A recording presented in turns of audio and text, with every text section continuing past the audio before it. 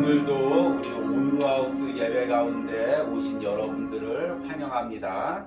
우리 함께 아무도 예배하지 않는 찬양하면서 온누하우스 예배를 열어가도록 하겠습니다. 아무도 예배하지 않는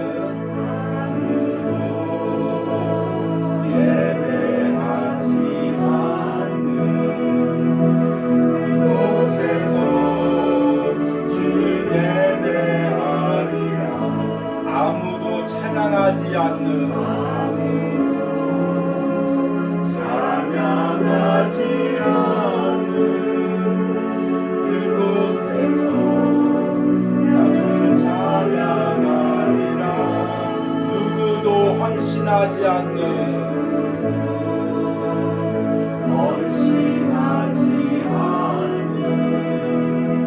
그곳에서 주께 헌신하리라. 누구도 증거하지 않는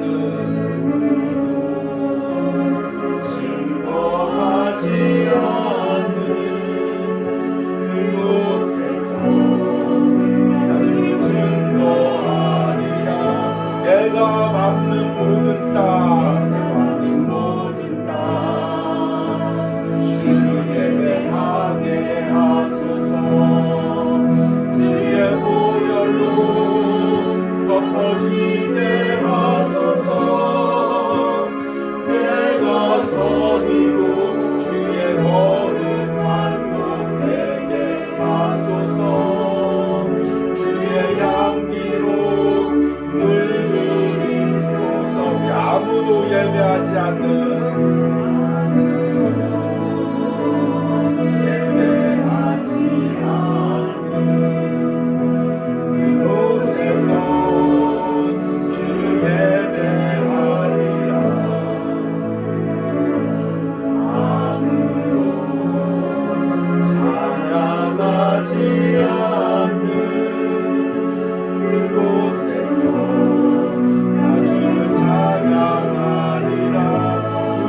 헌신하지 않는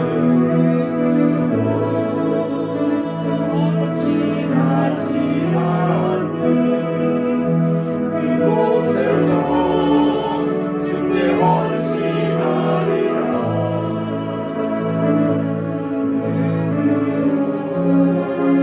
증거하지 않는 그곳에서 나 주를 증거하리라. 내가 밟는 모든 땅 주를 예배하게 하소서. 주의 보혈로 덮어지게 하소서. 내가 선이고 주의 거룩한 곳 되게 하소서.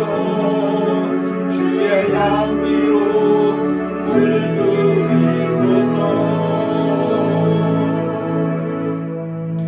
아멘. 우리 함께 묵도하심으로 주일 온누하우스 예배를 하나님께 드리겠습니다.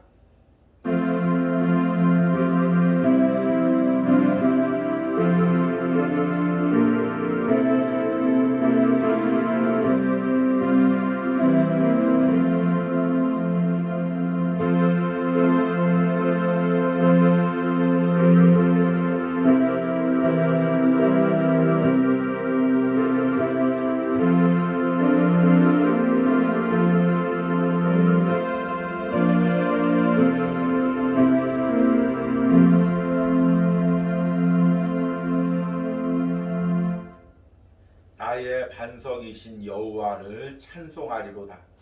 그가 내 손을 가르쳐 싸우게 하시며 손가락을 가르쳐 전쟁하게 하시는도다.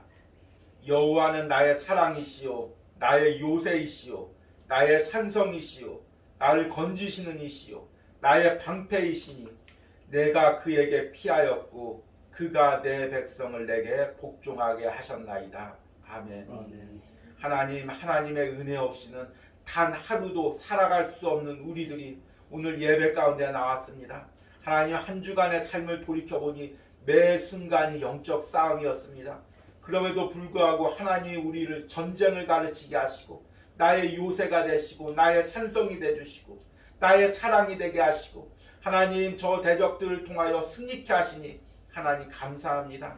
하나님 오늘 이 예배 가운데 다시금 그 하나님의 은혜를 찬양합니다. 그 하나님을 높여드립니다.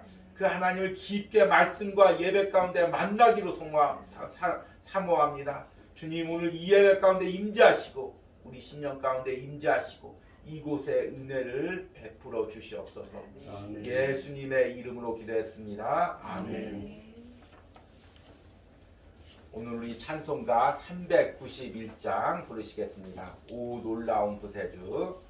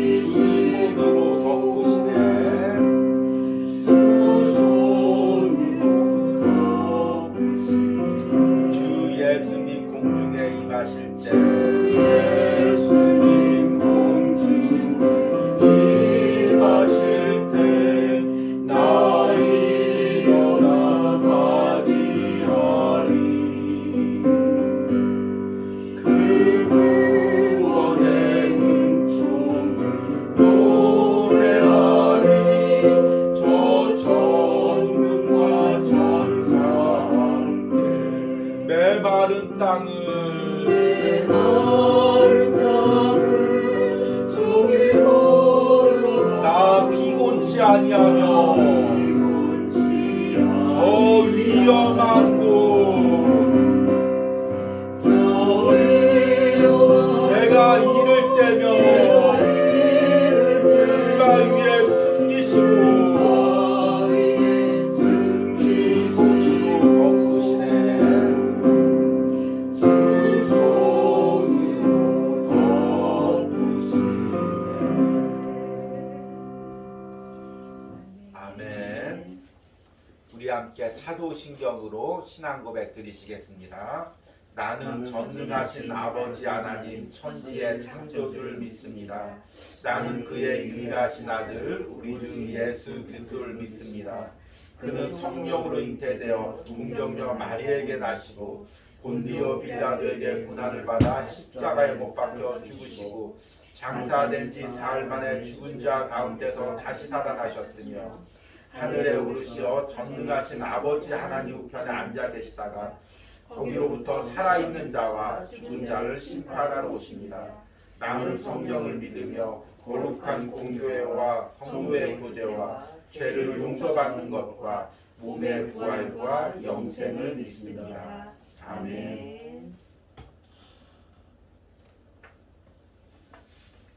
온유하우스 소식 전하도록 하겠습니다.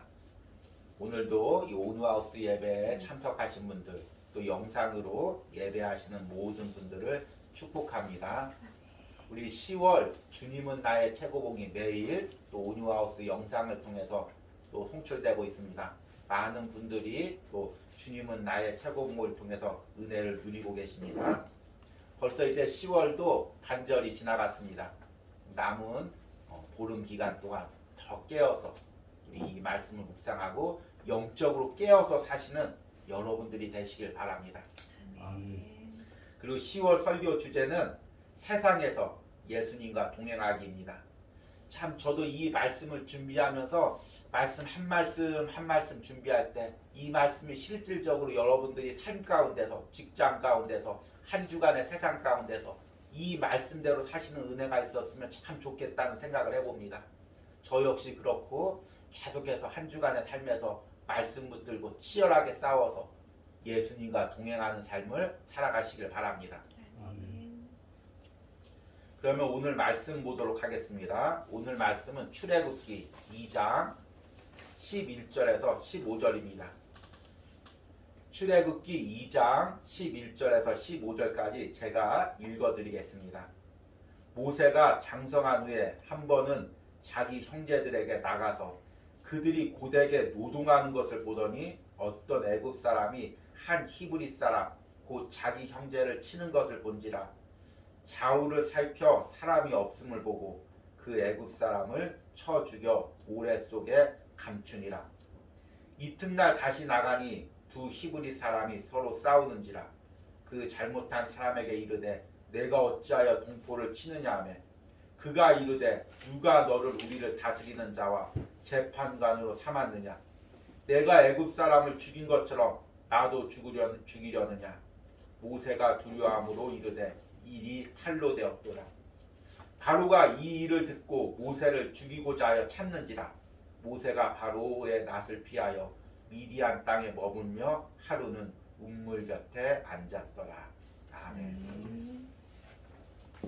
우리 10월 주님은 나의 최고봉 주제는 앞에서 광고한 대로 세상에서 예수님과 동행하기입니다. 우리가 예배 시간에 또 기도 시간에 기도를 통해서 예배를 통해서 주님과 동행하기는 그래도 비교적 쉽지만 매일매일 우리가 처한 세상 참 때로는 너무 치열하고 악한 사람들이 가득한 악령들이 가득한 이 세상 가운데서 믿음으로 살기란 주님과 동행하기란 결코 쉽지 않습니다. 매일같이 하루하루 말씀 붙들고 싸워야 됩니다. 또 하나 깨닫는 것은 영적으로 부쩍 민감해져야 됩니다. 영적으로 둔해지면 나도 모르는 사이에 내가 예수님 붙잡고 있던 손이 세상을 붙잡고 있습니다. 그래서 10월 설교를 하면서 세상에서 주님만 바라보기, 세상에서 주님만 높이기라는 제목으로 2주 동안 설교를 했습니다. 오늘은 3주째로서 세상을 닮아가지 않기라는 주제로 말씀을 전하려고 합니다. 우리가 세상에서 주님과 동행하는 것, 세상에서 예수님만 바라보는 거, 또 세상에서 주님만 높이는 거, 이것을 다른 말로 하면 세상을 닮아가지 않는 것입니다. 제가 아주 이제 어린 시절에 읽은 소설책인데요. 유명한 작가도 아니고 이제는 뭐 거의 출판도 안 되는 책이라서 제목을 이야기하지는 않겠습니다. 그런데 이 소설에서 주인공이 자신의 어린 시절을 회상하는 내용이 나옵니다. 이 소설이 부모님이 자신을 버리고 조부모님 밑에서 자랐습니다. 그리고 이제 초등학교를 다닙니다. 그러니 얼마나 남루하고 꾀죄죄하게 다녔겠습니까? 선생님도 무시하고 아이들도 놀립니다. 그런데 그럼에도 이 순수한 마음에 같은 반에 좋아하는 여학생이 있습니다. 항상 초등학교 때 좋아하는 여학생들은 항상 부잣집 아이에 이쁜 옷 입고 이쁘게 공부도 잘하고 그런 여학생을 좋아합니다. 그런데 하루는 이 여학생의 소중한 물건이 없어졌습니다. 선생님이 당연히 이 주인공을 갖다가 범인으로 지목합니다. 너 매일 이 여학생만 쳐다보는 거 내가 다 봤어. 그 아이 물건 노리려고 그랬지. 너희 집 가난하지. 너희 부모님 없지. 그 여학생도 제가 훔친 것 같습니다. 자기를 의심합니다. 그리고 교무실로 끌려가서 또 교실 앞에서 아이들 다 보는 앞에서 매를 맞고 벌을 섰습니다. 그런데 몇 시간 후에 이 여자아이가 잃어버린 소중한 소지품이 가방 속에서 나오는 것입니다. 자기가 모르고 가방 속에다 놓은 것을 잊어버리고 있었던 것입니다. 그래서 범인이었던 것이 오해가 풀렸습니다. 그런데 선생님도 한마디 사과하지 않는 것입니다. 자기를 그렇게 사람들 보는 앞에서 아이들 보는 앞에서 벌을 주고 때리고 나서 미안하다는 말 한마디 없는 것입니다. 그 여자아이도 미안해 내가 오해했어 그 말 한마디가 없는 것입니다. 그리고 나서 학교가 끝나고 우연히 학교 앞 골목길에서 그 여자아이를 마주쳤습니다. 그런데 그 여자아이가 아주 경멸스러운 눈빛으로 자신을 보면서 지나치려고 하는 것입니다. 순간 주인공이 너무 화가 나서 길가에 있는 돌을 집어 들었습니다. 그리고 그 여자아이를 치려고 손을 들었습니다. 그런데 그때 그 여자아이의 얼굴에서 자신이 그동안 보지 못했던 자신을 대하면서 한 번도 자기에게 짓지 않았던 표정을 짓는 것입니다. 자기를 두려워하는 표정인 것입니다. 그때서야 주인공이 그 어린 마음에 이것이구나.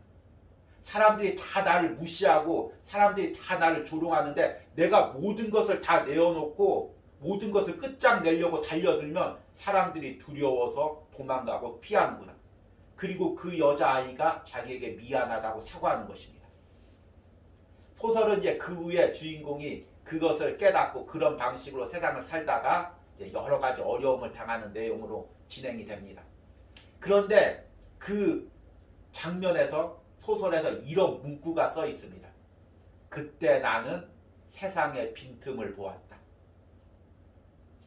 저는 이게 너무나 오래전에 읽은 소설인데 이 구절이 지금도 계속해서 마음속에 남아 있습니다. 그때 나는 세상의 빈틈을 보았다. 그런데 우리가 세상 살다가 이러는 경우가 얼마나 많이 있습니까? 아무리 몸부림쳐도 안 되고 아무리 내 진심을 보여줘도 안 되고 그런데 어느 순간 세상에 빈틈이 보입니다. 이렇게 하면 저 사람이 꼼짝없이 나한테 굴복하겠구나. 이렇게 하면 내가 성공할 수가 있겠구나. 이렇게 하면 내가 위로 올라갈 수가 있겠구나. 그 세상에 빈틈이 보이는 순간이 있습니다. 이때가 위험한 순간이죠. 인생이 바뀌는 순간입니다. 우리 젊은이들, 특히 이제 신앙을 가진 젊은 청년들이 이런 경우가 너무 많이 있습니다. 하나님 앞에 바로 살려고 몸부림치고 하나님 뜻대로 공부하고 취업하면서 살려고 몸부림을 칩니다. 그래도 길이 계속해서 막힙니다. 그런데 어느 순간 세상에 살다가 세상에 빈틈이 보입니다. 이 빈틈으로 들어가면 내가 성공할 수 있겠구나. 세상 사람들이 이렇게 하면 연줄을 잡을 수가 있겠구나. 이렇게 하면 물질이 내게 오는구나. 그런 유혹이 들어옵니다. 그리고 그 빈틈으로 빨려 들어갑니다. 마치 우리 영혼을 빨아들이듯이 세상의 빈틈이 우리를 빨아들입니다. 참 부끄러운 고백이지만 저도 목회를 하면서 이런 말이 어떻게 어울릴지 모르겠지만 목회의 빈틈을 너무 많이 보았습니다. 주님 앞에 바로 살려고 바르게 목회하려고 몸부림칠 때마다 매 순간 장벽을 부딪힙니다. 그런데 어느 순간 목회의 빈틈이 보입니다. 아, 이렇게 하면 목회 성공할 수 있겠구나. 이렇게 하면 사람들이 많이 따르겠구나. 이렇게 하면 내가 높은 자리에 올라갈 수 있겠구나. 이거 의외로 쉬운데? 이거 몸부림쳤는데 의외로 간단한 거 아니야? 그런 마음이 듭니다. 그때 그 목회의 빈틈이, 신앙의 빈틈이 마치 강력한 바람으로 내 영혼을 빨아들이는 것을 느낍니다. 그때마다 기도합니다. 주님, 내가 그 빈틈에 빨려 들어가지 않게 내 영혼을 지켜주십시오. 내 목회관을 지켜주십시오. 내 신앙을 지켜주십시오. 이렇게 기도하게 됩니다. 여러분, 우리가 오늘 제목처럼 세상을 닮아가지 않는다는 것, 그것은 오늘 이 소설에 비유하면 세상의 빈틈으로 빨려 들어가지 않는 것입니다. 세상 살다 보면 야, 이렇게 하면 쉽게 살겠구나, 이렇게 하면 쉽게 성공하겠구나. 목회라는 우리들도, 주일을 하는 우리들도 야, 이렇게 하면 쉽게 목회하겠구나, 이렇게 하면 쉽게 주일을 하겠구나. 그렇게 세상을 닮아가고자 하는 유혹들이 얼마나 많이 있습니까? 이게 단순히 말이 유혹이지 강력한 영적인 힘으로 우리를 빨아들이고 있는 것입니다. 그때 우리 영혼을 지켜야 예수님과 동행하고 세상을 닮아가지 않을 수가 있습니다. 오늘 읽은 말씀에서도 세상의 빈틈을 본 한 사람이 나옵니다. 바로 우리가 잘 아는 모세입니다. 모세는 우리가 잘 아는 것처럼 히브리인 출신이지만 애굽의 히브리인 노예이지만 애굽의 왕자로 자랐습니다. 애굽의 왕자로 자라면서 무엇을 배웠겠습니까? 애굽의 학문, 애굽의 통치술을 배웠겠죠. 애굽의 학문, 애굽의 통치술이란 게 무엇입니까? 애굽을 다스리는 방법, 애굽이라는 세상에서 살아남는 방법, 애굽이라는 세상에서 지도자로서 서기 위한 방법, 그것을 배웠을 것입니다. 그게 무엇일까요? 세상의 방법이겠죠. 약한 자들은 철저하게 굴복시키고 자기에게 대항하는 사람들은 본때를 보여주고 힘을 보여주고 자신의 사람들을 모으고 자신의 반대하는 사람들을 철저히 숙청시키고 자신의 물질과 권력을 모아서 무언가를 해나가는 것, 업적을 이루는 것, 이것이 애굽의 통치술이고 애굽의 방법이고 세상의 방법이었을 것입니다. 그러나 또 하나는 히브리인 친어머니를 통해서 하나님을 배웠습니다. 하나님의 방법을 배웠습니다. 우리 인생 내가 몸부림쳐서 되는 게 아니고 하나님이 주인이시고 하나님이 내 인생의 주인이시고 너는 네 뜻대로 못 산다. 너는 애굽의 왕이 되는 그런 존재가 아니라 히브리인을 위하여 기도하며 그들을 인도할 하나님의 일꾼이다. 그것을 배웠을 것입니다. 젊은 시절 모세 안에는 이 두 가지가 충돌합니다. 세상의 방법과 하나님의 방법이 충돌하고 있습니다. 그런데 이 두 가지 방법 중에서 누구나 그렇듯이 젊은 시절에는 이 세상의 방법이 너무 달콤해 보이고 좋아 보입니다. 젊은 사람들에게 하나님의 방법이란 너무 답답해 보입니다.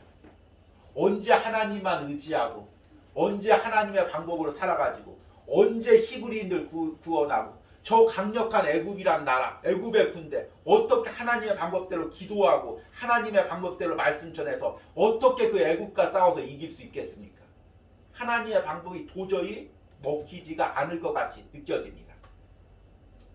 그래서 모든 사람들이 그렇듯이 모세는 세상의 방법을 택합니다. 모세는 자기가 누구인지 신앙의 정체성을 분명히 알고 있었습니다. 나는 애굽 사람이 아니고 애굽에서 왕 될 사람도 아니고 나는 히브리인이다. 그리고 하나님이 자신을 통해서 이루려고 하는 목적도 분명히 알고 있었습니다. 나는 하나님께서 이스라엘의 영도자로 삼아서 지도자로 삼아서 저들을 인도할 사람이다. 그러면 모세에게 무엇이 부족하겠습니까? 예를 들어서 젊은 사람이, 젊은 청년이, 신앙의 청년이 내가 그리스도인이다. 나는 세상에서 성공할 사람이 아니다. 하나님께서 나를 통해서 이루시고 이 땅에서 이루려는 목적이 있다. 이것을 알고 있는 청년이 있다면 우리가 옆에서 박수를 쳐줄 것입니다. 야, 너 신앙 좋다. 또 그렇게 많이 배우고 많은 물질 갖고 재능 갖고도 네가 어떤 존재인지 정체성, 그리스도인의 정체성을 분명히 알고 또 하나님의 사명도 분명히 아니까 야, 너같이 그렇게 신앙 좋은 사람 없겠다. 아마 칭찬해 줄 것입니다. 그런데 여기서 무엇이 빠졌습니까?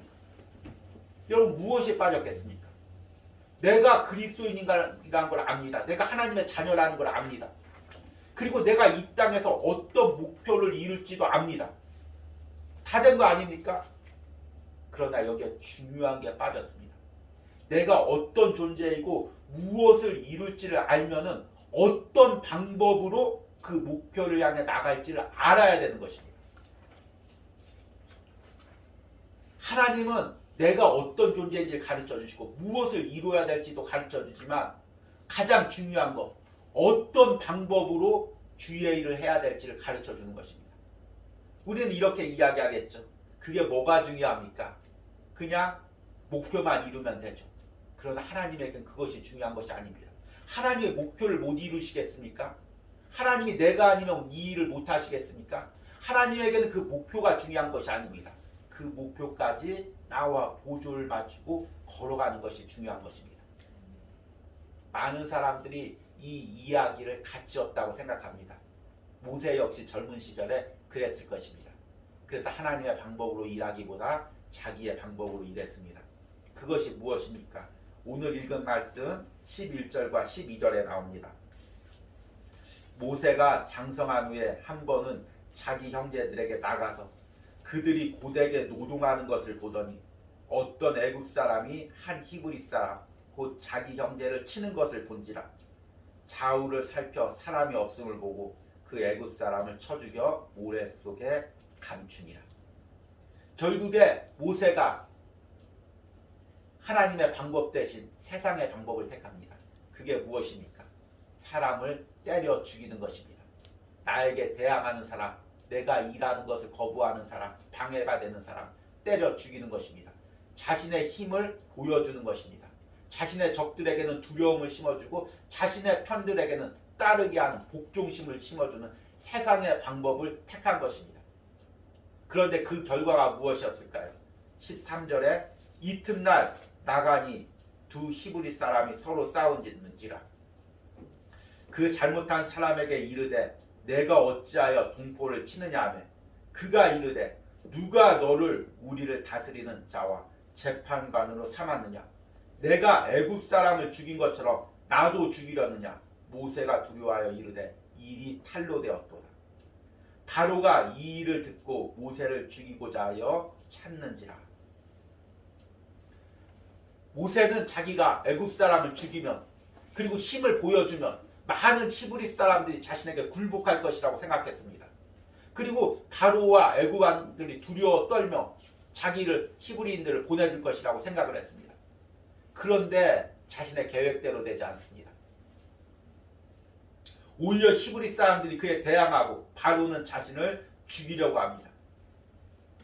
모세 입장에서 얼마나 황당했을까요? 자기가 왕자의 자리를 걸고 히브리 사람들을 위해서 애굽 사람을 쳐 죽였는데 오히려 히브리 사람들이 자기에게 굴복하지 않고 자신의 범죄를 들춰내는 것입니다.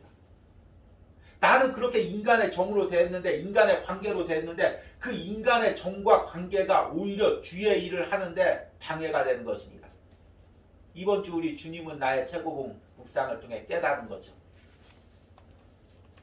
그리고 이 후에 모세는 40년 동안 광야에서 양을 치는 행동을 양을 치게 됩니다. 장인의 양을 치게 됩니다.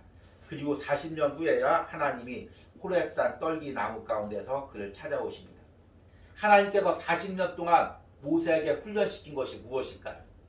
네가 히브리인이다. 네가 이스라엘 백성을 인도해야 된다. 그것이 아니라 네가 히브리인이고 네가 이스라엘 백성을 인도하려면 네 뜻대로 못한다. 네가 40년 동안 배운 너의 계획, 너의 방법, 너의 지식 그것으로 하지 못한다. 매 순간 나와 동행하고 나와 함께할 때 네가 작은 일이라도 이룰 수 있다. 계속해서 자신의 방법을 깨트리고 자신의 자아를 깨트리고 자신의 생각과 계획을 깨트리고 하나님의 방법대로 사는 것을 하루하루 가르친 것입니다. 그 애굽의 왕자로 그 큰 나라를 통치하고 많은 사람을 다스리다가 그 양 한 마리, 양 두 마리, 양 몇 마리 키우면서도 그것조차도 자신의 힘대로 할 수 없는 자신의 무능력함을 보고 하나님 그 양 한 마리도 내 마음대로 못 키웁니다. 이 양 한 마리도 짐승 가운데서 지킬 수 없습니다. 주님 도와주십시오. 매 순간 하나님의 도움을 경험하며 하나님과 함께 걷는 것을 배운 것입니다. 그리고 나서야 40년 후에 하나님께서 하나님의 방법으로 모세를 들어서 이스라엘 백성들을 구원하신 것입니다. 여러분, 하나님의 방법으로 일한다는 게 무엇일까요? 참 우리는 이것을 그동안 신앙생활에서 여러 가지 중요한 부분이 있다면 하나님의 방법으로 일하는 것은 맨 끝에 두고 아마 들춰보지도 않고 중요시 여기지도 않습니다. 왜 그럴까요? 세상의 문화는 효율성을 중요시 여깁니다. 효율성이란 무엇일까요? 빠른 시간 안에 적은 비용을 가지고 최대한의 효과를 내는 것. 이것이 효율성입니다. 효율성은 이 현대 문화에 있어서 절대적인 진리입니다. 절대적인 선입니다. 누가 효율성을 나쁘다고 하겠습니까? 어떤 회사를 갔는데 그 회사에서 야, 우리 빠른 시간 안에 최소한의 시간에 적은 비용으로 최대한 효과를 내보자. 그거 잘못된 건데요. 누가 이야기를 할 수가 있겠습니까? 이것이 우리 교회 안에서도 신앙 안에서도 자, 우리가 이 짧은 시간에 열심히 주에 일해서 좋은 효과를 나누자. 많은 사람 복음 전도하자. 많은 큰 교회 부흥시키자. 누가 그것을 나쁘다고 하겠습니까? 그래서 지금 현대 사회에서는 효율성이 절대적인 진리인 것입니다. 그런데 이 효율성에는 너무나 무서운 함정이 있습니다. 효율성의 함정이 무엇일까요? 효율성이란 좋은 결과를 짧은 시간에 효과적으로 거두기 위해서 모든 것이 거기에 집중되는 것입니다. 그러면 사람은 무엇이 될까요? 그 효율성을 이루기 위한 사람은 무엇이 될까요? 그 사람은 좋은 결과를 이루기 위해서 노력하는 도구일 뿐인 것입니다. 그 사람이 만약에 병이 들었습니다. 그 사람이 마음에 연약함이 생겼습니다. 낙심이 되었습니다. 몸이 아픕니다. 가진 재능을 잃었습니다. 그러면 그 사람은 어떻게 돼야 할까요? 효율성이라는 걸 나가는데 그 사람은 빠져야 되는 것입니다. 이것이 세상의 효율성의 문화고 교회 안에서도 바로 이 문화가 들어온 것입니다. 이게 얼마나 무서운 문화입니까? 한 영혼 한 영혼을 하나님이 주신 귀한 어린 양으로 보는 것이 아니라 모든 것을 효율성으로 보는 것입니다. 목회자 입장에서 성도 볼 때 저 성도는 너무 일 잘해. 너무 충성 잘해. 우리 교회 너무 귀한 인물. 저 성도는 별 도움도 안 돼. 별로 필요 없는 인물. 성도들이 목회자를 보기에도 와, 우리 목사님 우리 교회 부흥시키는데 너무 잘하는 효율적인 목사님. 하나님이 보내신 목사님. 목사님이 조금 무능하고 부족하면 저 우리 목사님 때문에 교회가 부흥 안 돼. 모든 것을 효율성으로 보는 것입니다. 그러니까 인간이 그 효율성의 도구가 되는 것입니다. 여러분, 하나님이 효율성을 중요시 여길까요? 효율성이란 연약한 부족한 피조물이 연약하고 부족한 상황 가운데서 효과를 내기 위해서 만든 것입니다. 그런데 하나님은 이 세상의 모든 것을 창조하신 분입니다. 모든 것을 가지고 있으신 분입니다. 능력이 무한하신 분입니다. 그분에게 효율성이 무슨 필요가 있습니까? 말씀 한마디면 모든 것이 다 이루어지는데 그분에게 효율성이 무슨 소용이 있겠습니까? 그리고 만약 그분이 효율성을 따졌다면 그보다 더 무서운 일이 어디 있겠습니까? 하나님의 속성이 여러 가지가 있습니다. 인자하고 또 온유하시고 무한하시고 또 선하시고 공의로우시고 자비로우시고. 근데 만약 그 속성 중에서 효율성이라는 속성이 있습니다. 그래서 저희가 조직신학 공부할 때 신학교에서 하나님의 성품에 대해서 속성에 대해서 배우는데 그 속성의 과목 중에서 효율성이 있습니다. 하나님의 효율성. 그것이 있었다고 생각해 보십시오. 얼마나 끔찍하겠습니까? 뭐가 끔찍하냐면 지금 이 자리에서 예배하고 있을 수 있는 사람이 아무도 없습니다. 저 역시도 여기서 설교할 수 있을 수가 없습니다. 주예를 할 수가 없습니다. 왜냐하면 효율적인 관점에서 볼 때 나란 인물은 제가 봐도 참 효율적이지 않기 때문입니다. 빠릿빠릿하지도 않고 생산적이지도 않고 계산적이지도 않고 하나님이 보시기에 야, 너 답답해서 안 되겠다. 너 빠져라. 다른 주에 좀 세울게. 당장 교체했을 것입니다. 여러분들도 마찬가지겠죠. 하나님 효율적인 입장에서 볼 때 야, 빨리빨리 주의를 하지도 못하고 능력 있게 주의를 하지도 못하고 매일 낙심하고 주저앉고 시험 들고 안 되겠다. 너 그냥 빠져버려라. 그렇게 했을 것입니다. 그 전에 이미 아담과 하와가 범죄했을 때 하나님께서 야, 인간 소용없다. 다 쓸어버리고 다른 인류를 만들어야 되겠다. 그렇게 했을 것입니다. 예수님을 십자가에 보내주셔서 그 30년 동안 힘든 삶을 살고 십자가에서 피 흘리시고 죽게 만드시지 않았을 것입니다. 말씀 한마디로 효율적으로 다 갈아엎었을 것입니다. 그러나 하나님은 효율적인 하나님이 아니십니다. 한 영혼 한 영혼 아버지의 마음으로 사랑하고 품는 하나님입니다.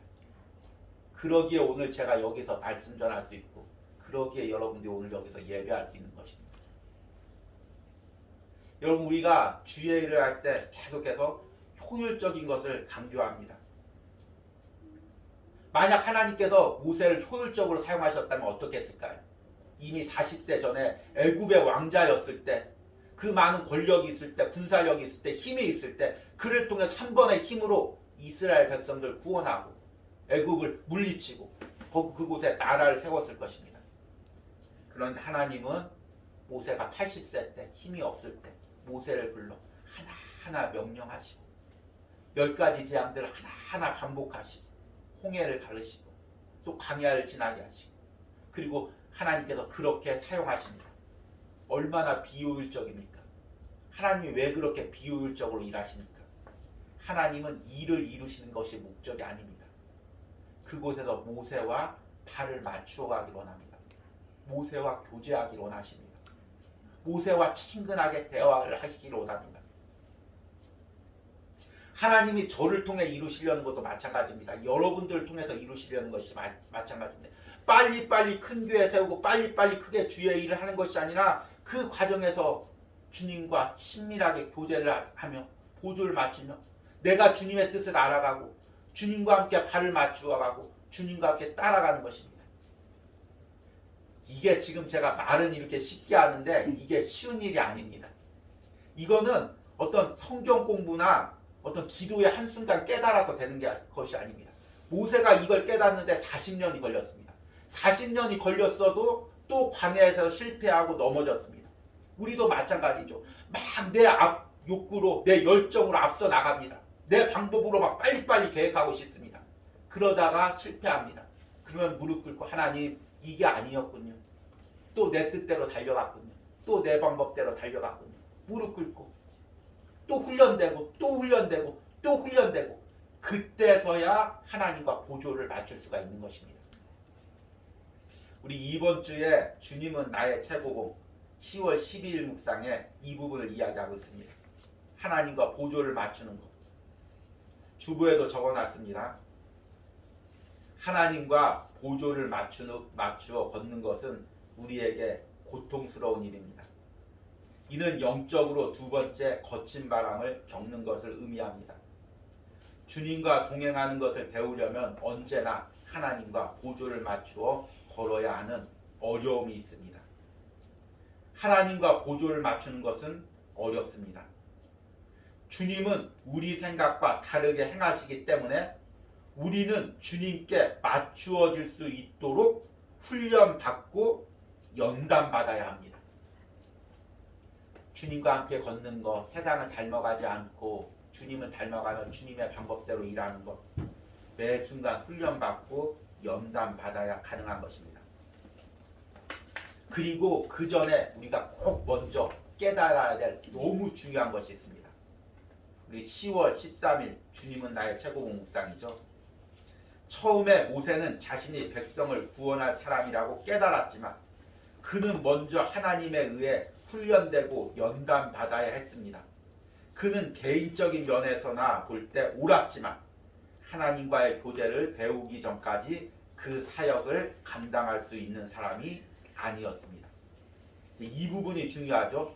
우리는 하나님을 위한다고 하면서 내 마음대로 개인적으로 노력하는 것이 무례한 것임을 배워야 합니다.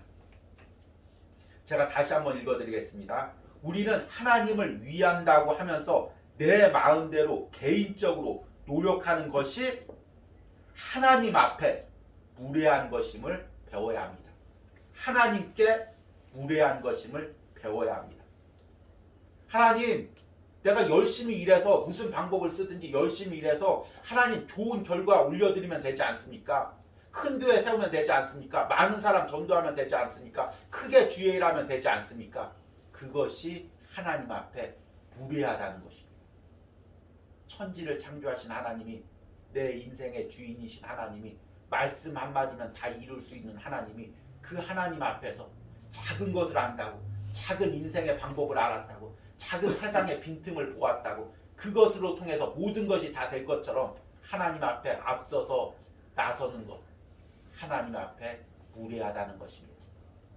그럼에도 불구하고 우리가 하나님 앞에 그 무례한 행동을 얼마나 많이 하고 있겠습니까? 이제 말씀을 맺으면서 한번 우리 자신들을 돌이켜 보기를 원합니다. 제가 얼마 전에 점심시간에 은행에 갔습니다. 점심시간이니까 사람들이 많았습니다. 그러니까 이제 줄들이 막 다 서 있고 번호표를 뽑고 있는데 뭐 대기 숫자가 뭐 10명, 20명, 30명 그렇게 돼가고 있습니다. 창구마다 다 사람들이 업무를 보고 있습니다. 그런데 지금 이제 한 직장인이 와가지고 아마 점심시간에 잠깐 지금 일을 보고 얼른 복귀를 하려고 하는데 번호표를 보니까 시간이 되질 않는 것 같습니다. 그런데 창구들을 보니까 너무 느리게 일하고 있습니다. 그리고 어떤 사람은 한 사람 상담하고 나서 또 이제 컴퓨터 업무를 합니다. 그리고 창구 뒤에 보니까 어떤 사람은 와이셔츠 입고 그냥 일만 하고 있습니다. 이 사람이 벌떡 일어나가지고 막 너무 화가 나고, 다들 지금 뭐 하는 거야? 나 지금 시간 이렇게밖에 없는데, 지금 10분밖에 안 남았는데, 지금 저 창구에 다 비어있네. 저 아가씨 컴퓨터만 치고 있고, 저 뒤에 아저씨, 저 나이 든 아저씨 와이셔츠 입고 뭐 하고 있는 거야? 빨리 나와서 같이 도와줘야지. 그럼 금방금방 끝날 거 아니야? 막 소리를 치는 것입니다. 주변 사람들이 너무 어이가 없어서 함께 웃었습니다. 그 사람도 멋쩍은지 나중에는 웃고 말았습니다. 예. 그런데 그 모습을 보고 제 모습을 떠올렸습니다. 우리의 모습을 떠올렸죠. 그 은행이라는 거 다 시스템에 와서 돌아가고 있고, 지금 컴퓨터 치고 있어도 놀고 있는 게 아니라 그 업무한 걸 이제 다 작업하고 있는 건데, 이 사람 보기에는 다 지금 일이 진행되고 있지 않은 것 같습니다. 우리가 하나님 볼 때 그렇습니다.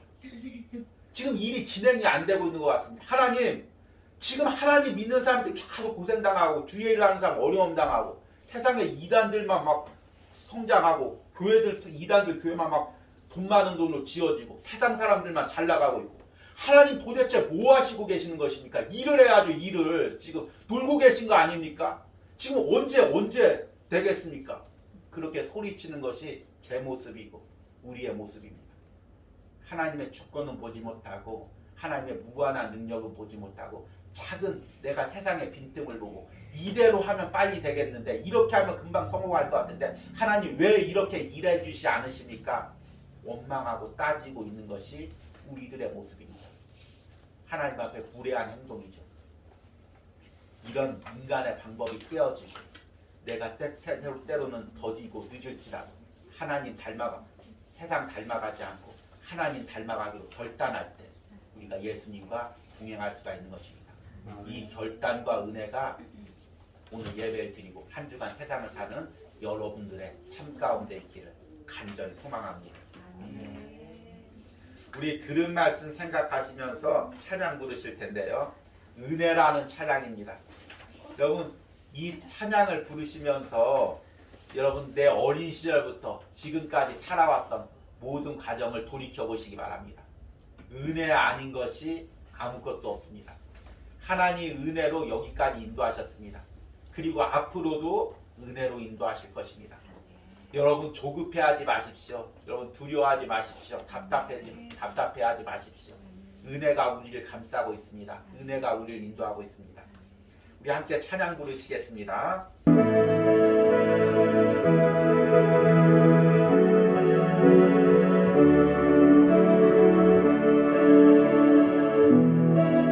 내가 누려왔던 모든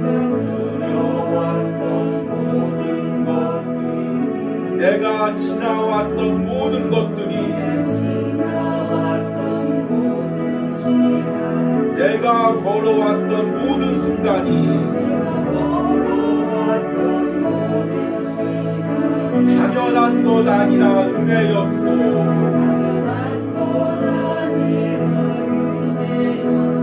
아침 해가 뜨고 저녁에도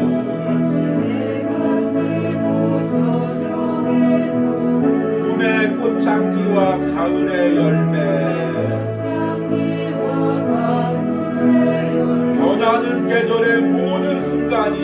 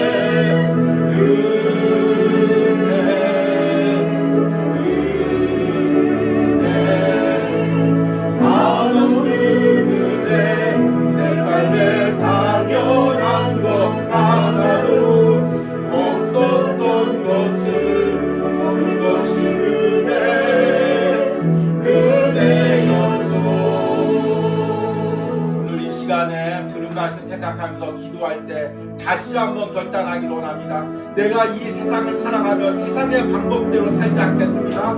세상과 닮아지지 않겠습니다. 느릴지라도 더딜지라도 하나님의 방법대로 은혜대로 살겠습니다. 우리 주여 부르고 기도합니다. 주여 주여 주님, 내가 하나님의 방법대로 살기로 오늘 말씀을 듣고 결단하고 기도합니다. 주님, 내 안에 들어온 세상의 방법이 무엇입니까? 내가 세상의 빈틈을 보고 세상의 방법대로 살려고 하는 나의 생각들과 방법들이 무엇입니까? 주여, 오늘 말씀 가운데 깨지게 하여 주시옵소서. 주여, 오늘 말씀 가운데 나의 세상의 방법들이 깨지게 하시고 나의 모든 것들이 고꾸라지게 하시고 나의 방법들이 깨어지는 은혜가 있게 하여 주시옵소서. 주여,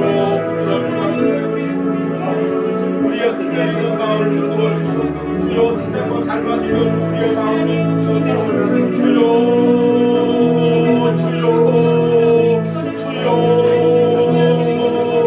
우리를 불쌍히 여겨주시옵소서. 주여, 우리를 불쌍히 여겨주시옵소서. 하나님, 흔들리는 우리를 불쌍히 여겨주시옵소서.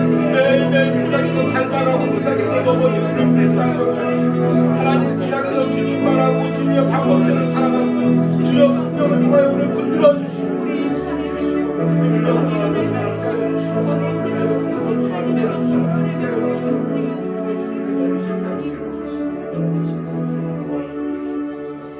우리 시간에 한 가지 더 기도하기로 합니다.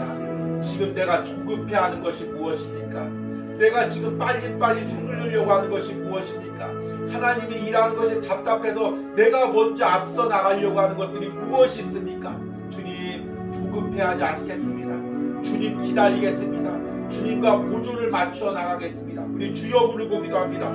주여, 주님, 매일같이 조급해하는 나를 봅니다. 매일같이 주님보다 먼저 내 방법으로 달려가고자 하는 우리 주님 나를 봅니다. 주님, 나를 불쌍히 여기시고 주님, 날 다시는 주저앉혀 주시고 주님과 함께 걸어가게 하시고 주님과 함께 동행하게 하시고 매 순간 주님과 함께 걸어가게 하여 주시고 나의 아버지 생각대로 나의 방법대로 먼저 앞서 나가지 않게 하여 주시고 매 순간 주님과 구주를 만나게 하여 주시고 매 순간 주님과 걸어가게 하여 주시고 매 순간 주님의 방법대로 걸어갈 수 있는 은혜를 허락하시고 함께 하여 주시고 주님, 주께서 붙들어 주시고 하나님이 한 걸음 한 걸음 주님과 손을 맞추고 걸어갈 수 있는 세상과 닮아가지 않는 우리를 붙들어 주시고 역사하시고 함께 하여 주시고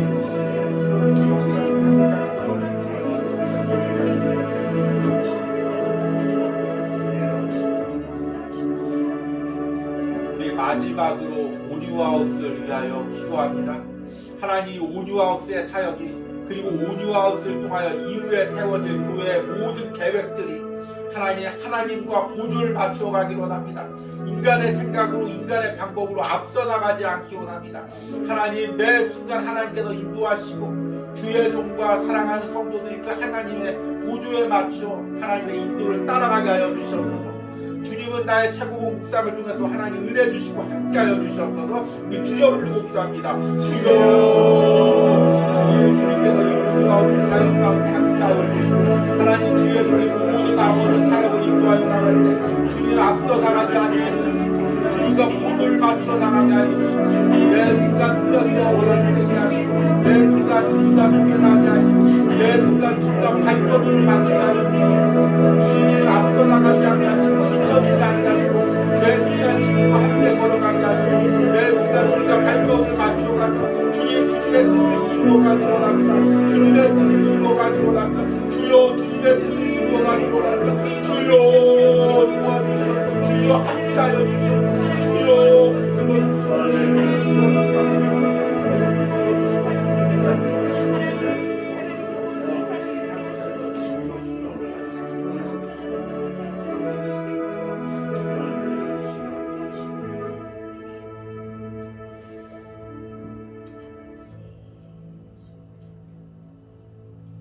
하나님, 오늘 말씀을 통해 내 모습을 또 보게 됩니다.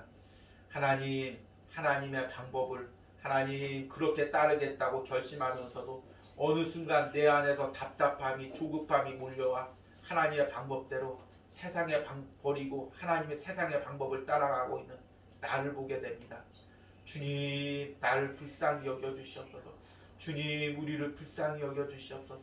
오늘 말씀을 통해 매 순간 깨트리며 세상 닮아가지 않고 하나님 방법대로 더디게 보일지라도 한 걸음 한 걸음 걸어가게 하여 주시옵소서. 아멘. 그것이 하나님 은혜 가운데 살아가는 길이고, 그것이 예수님과 동행하는 것이고, 그것이 하나님 안에서 가장 빠른 것임을 깨닫는 은혜가 있게 하여 주시옵소서. 하나님 이 시간에는 한 주 동안 온유하우스를 통하여 예물드린 손길들 위하여 기도합니다.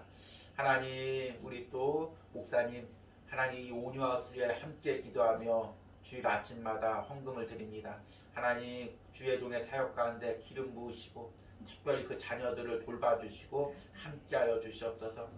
하나님 또 우리 멀리 있는 권사님 항상 우리 가정과 온유하우스를 기억하고 주의 종을 기억하며 새벽마다 기도하며 주일 아침이면 예물을 보내옵니다. 함께하시고 주님 항상 건강 지켜주시옵소서. 또 하나님 또 우리 권사님과 또 집사님 하나님 항상 주의 종을 그리워하며 또 주일 아침마다 예물을 보내옵니다. 주님 주의 종 그 가정을 축복하시고 자녀들 축복하여 주시옵소서. 하나님 또 미리 추수감사절 예물을 보내온 우리 성도님이 있습니다. 주님 축복하시고 항상 새벽마다 온유하우스와 주의 종을 위하여 기도할 때 축복하시고 한 해 동안도 넘치는 은혜와 감사가 있게 하여 주시옵소서. 또 하나님 또 오늘 온유하우스 예배에 함께 참여하며 또 예배드리는 손길도 축복하시고 또 우리 먼 곳에서 오신 우리 장로님 가정 주님께서 기억하시고 하나님 항상 주님께서 모든 것을 채워주시고 하나님 또 주의 일을 했던 모든 가운데 또 영육간에 연약하고 지쳤던 부분이 있다면 하나님 말씀과 은혜로 위로하시고 함께하여 주시옵소서. 또 하나님 항상 우리 온유하우스를 섬기는 우리 성도님을 기억하시고 하나님 항상 이제 앞길을 준비할 때 하나님의 방법으로 예비하시고 길을 인도하여 주시기 원합니다. 예배하는 모든 심령들 축복하게 하시고 낮은 온유하우스를 섬기는 모든 손길마다 인간의 방법이 아닌 하나님의 방법으로 하나님께서 축복하여 주시기를 간절히 소망합니다. 이제는 하나님의 영광을 위하여 우리를 창조하신 성부 하나님의 사랑과 십자가에서 우리를 피 흘리시고 우리 안에 계셔서 지금도 우리와 동행하시는 성자 예수님의 은혜와 그리고 오늘도 우리 안에서 역사하셔서 매 순간 나의 자아와 세상의 방법을 깨뜨리고 하나님의 방법으로 하루하루를 살아가게 하시는 성령 하나님의 역사심이 오늘 온유하우스에서 예배하는 모든 심령 가운데 영상을 통해 예배하는 모든 심령과 가정 가운데 이제부터 영원까지 함께할지어다. 아멘. 아멘.